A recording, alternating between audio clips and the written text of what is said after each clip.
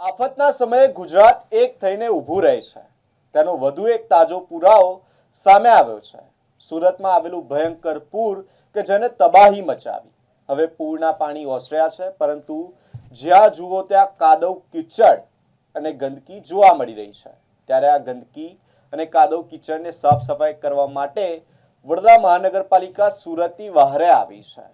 વડોદરાથી 3 બસ ભરીને સાફ સફાઈના સેવકો સુરત ખાતે પહોંચ્યા છે। સુરતના સફાઈ સેવકોની સાથે ખભે ખભા મિલાવીને તેઓ સાફ સફાઈ કરવા માટે જોતરાશે અને સુરત શહેરને ફરી ધબકતું કરવામાં એક મહત્વપૂર્ણ યોગદાન આપશે। સુરતમાં જ્યારે અત્યારે રોગચાળો ન ફેલાય તે માટે વડોદરા મહાનગરપાલિકા ખાસ પગલું ભરી રહી છે।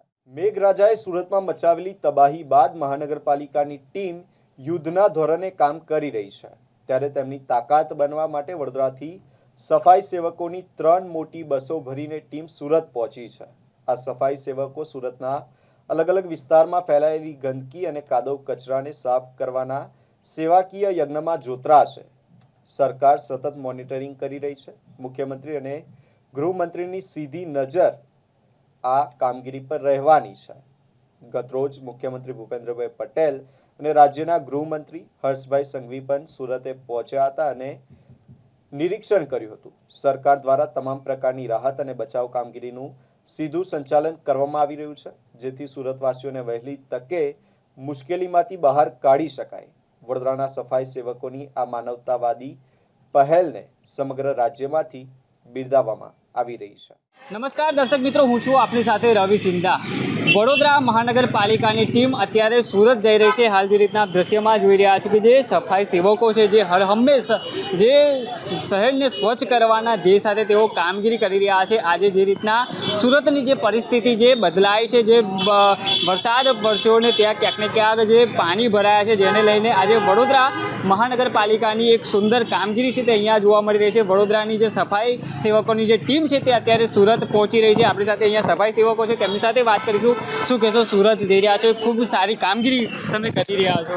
હવે આપણે એક વાલ્મીકી સમાજ અને અહીંયા વડોદરા શહેરના તમામ કર્મચારીઓ સાથે આપણે એક મદદ રૂપે, આપણે કોઈ બીને મદદ રૂપે જેવી રીતે કે એ લોકો આવે છે તેવી જ રીતે વડોદરાના કર્મચારીઓ પણ તેમની મદદે આજે દુષ્કાળમાં છે, એક પ્રોબ્લેમમાં છે, તો આપણે એક મદદ રીતે અહીંના કર્મચારી વડોદરા શહેરના કર્મચારીઓને લઈને 200થી કે તેથી વધુ કર્મચારીઓ સુરત જઈ રહ્યા છે તે સફાઈ કામગીરીમાં મદદ કરે, જેથી કે સફાઈ રહે અને આપણું વડોદરા, આપણો દેશ સ્વચ્છ અને સારો રહે તે અંગે જઈ રહ્યા છે।